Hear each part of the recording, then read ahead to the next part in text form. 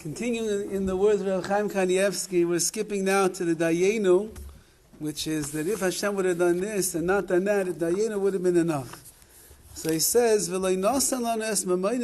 Hashem would have just destroyed our enemies, but not given us the wealth, not given us the great wealth, that would have been enough. So he asked the following question.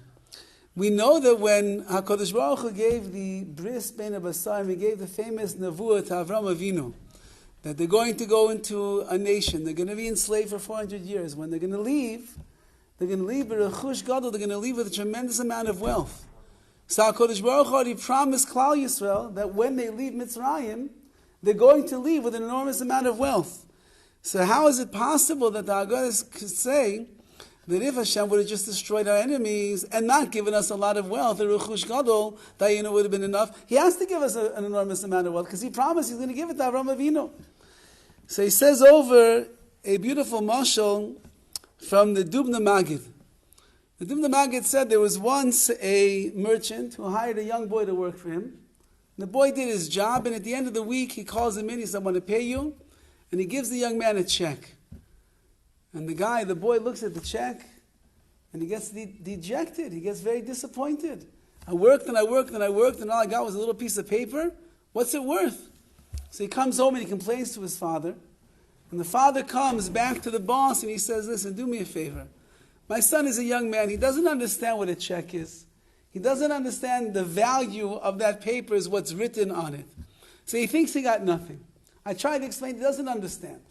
Do me a tov, he says, do me a favor. He said, my son's going to come back, give him a few coins, even if it's less than the value that's on the check, just to make him happy that he feels that he's walking away with something. Says the Dubna Maggid, the same thing was by Yetzias Mitzrayim. Klal Yisrael was promised the rechush gadol, a great wealth, when they leave Mitzrayim. But they didn't understand that the rechush gadol that they're going to receive on leaving Mitzrayim was that Hashem's going to bring them to Har Sinai and give them the Torah. The greatest wealth in the world is Torah. However, they were on the Memtesh Shari Tumah. They're on the 49th level of Tumah. They were so vite, they were so cut off and removed from the godless, the greatness of what Torah is. When Moshe Rabbeinu told them, Tavdin Elokim al Har Hazeh, we're going to go serve Hashem on that mountain, didn't mean much to Klal Yisrael at that point. So HaKadosh Baruch Hu had but no choice over here to give them some of the wealth of the Mitzrim in order just to satisfy them and pacify them as they're leaving Mitzrayim, that they're not walking away empty-handed, they're walking away with something. And therefore he says, had HaKadosh Baruch Hu just destroyed the Mitzrim and not given us their mamayim, their money, Dayenu, that would have been enough, because that money he didn't promise, that wasn't the promise. The promise was the real rechush gadol, the real wealth, which was the Torah itself. Then he tells over here a Maisa. It says, "Ilu karlon esayom." If Hashem would have just split the sea, but not let us onto but not let us through on the dry land, that would have been enough. So he tells over. They say that Rabbi Chaim was a fantastic storyteller, and he also had a tremendous sense of humor. So he said over the following story. He says, we know that for many, many years, there were a lot of chachamim, a lot of wise people that were very impoverished. They didn't have money themselves to pay for their meals, and they used to be supported by people in the community. Esenteg in Europe, it was that the Bachim would go to the yeshiva. The yeshiva didn't have any money to serve the meals. So Esenteg, they would go to a different house every day for lunch, a different house for dinner. They would get the meals that way.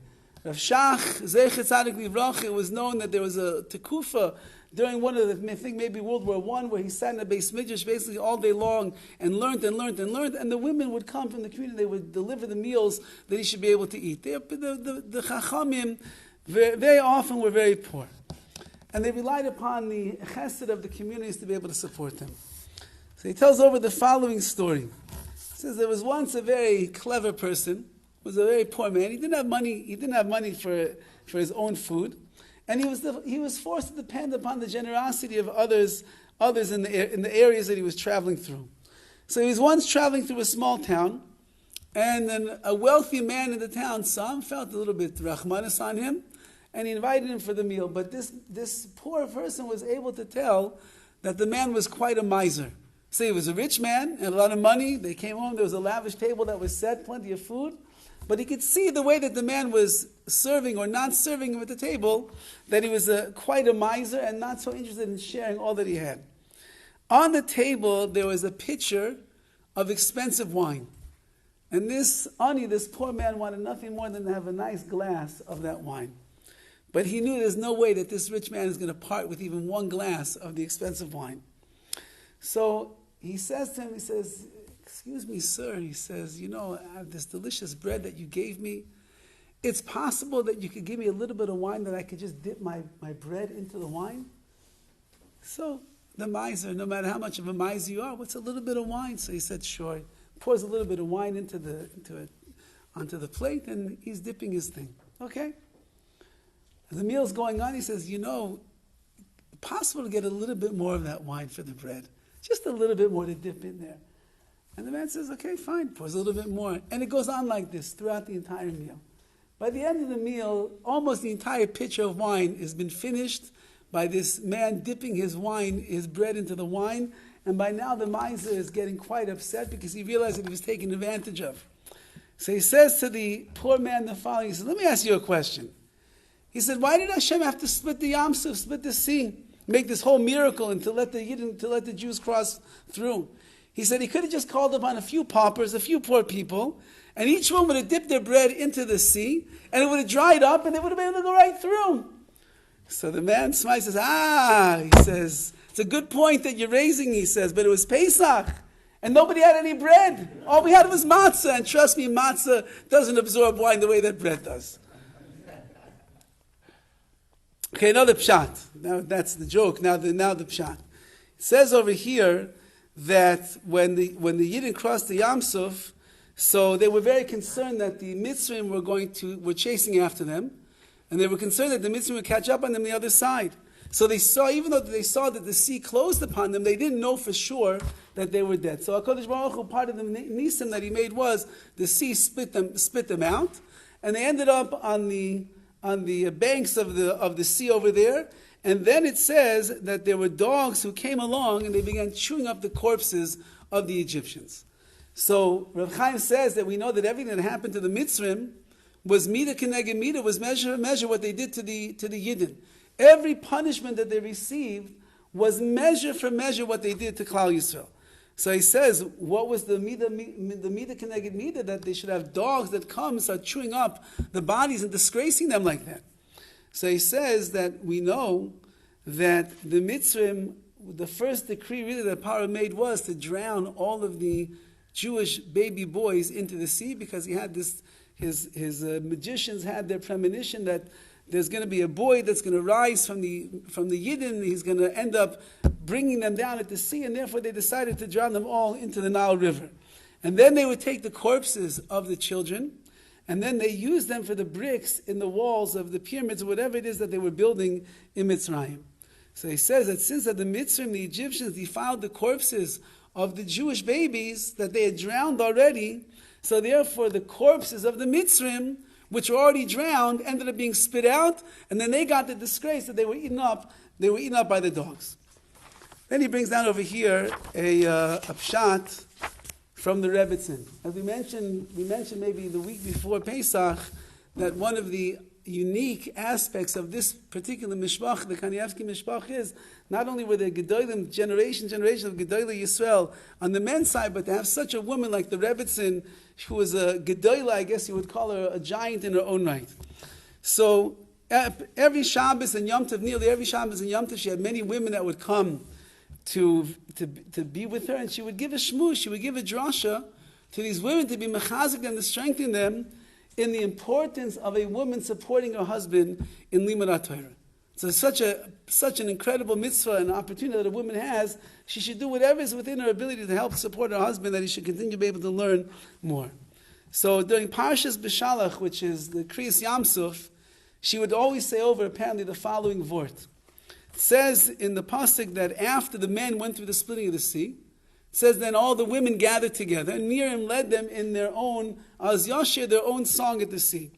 So it says v'ta'an lahem Miriam answered to them, Sus v'roich v'rama b'yam.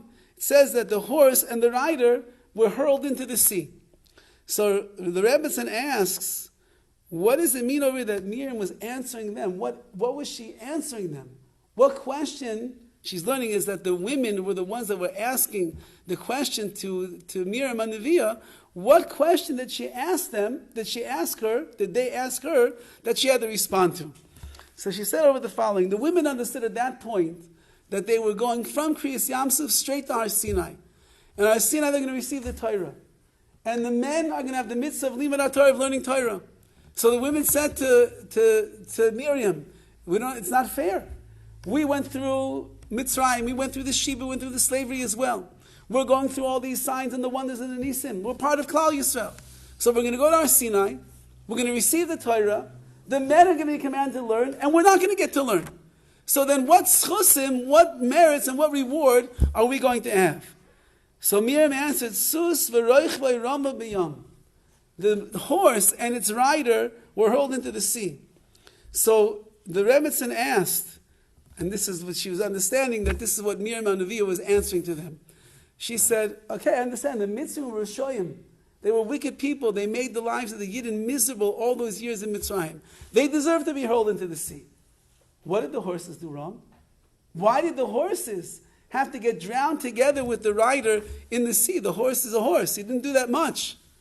So she said, you see from here that even if in the world of the horse, whose kavanah wasn't to lead the Mitzrayim in the battle against Klal Yisrael, however, they were being used to facilitate the Mitzrayim, the Egyptians, to be able to go and do their atrocities and try to kill the Jewish people. So if you're being used to help somebody do something, so what the punishment is for that person, you're going to get a punishment for helping them to do that aver that they did. So Miriam said, on the other hand, since that midah tova, that a good thing is maruba, is much better than a bad thing. So imagine then, if you're helping someone do something good, you're helping somebody do mitzvahs, imagine how much reward you're going to get. So she was telling the women, you're right that the men will have the mitzvah of limud Torah. True, that's how it's going to be. Nevertheless, if you will facilitate, and you will encourage, and you will help, and you will inspire and be enthusiastic to have your husband sit and learn Torah, so then you will get the schar as being the one that was helping them all along the way. You'll get the reward as well. And therefore, that's what she's saying. That's the pshat, the pasuk over here. That what was Miriam answering them, she was responding to their question, and the answer is a lesson for all generations, that even if you're not doing the mitzvah, but you're helping other people to do the mitzvah, so you get a reward, you get a schar as well. Okay, we'll stop here today. We'll try to continue a little bit before the week before Yom Tov starts.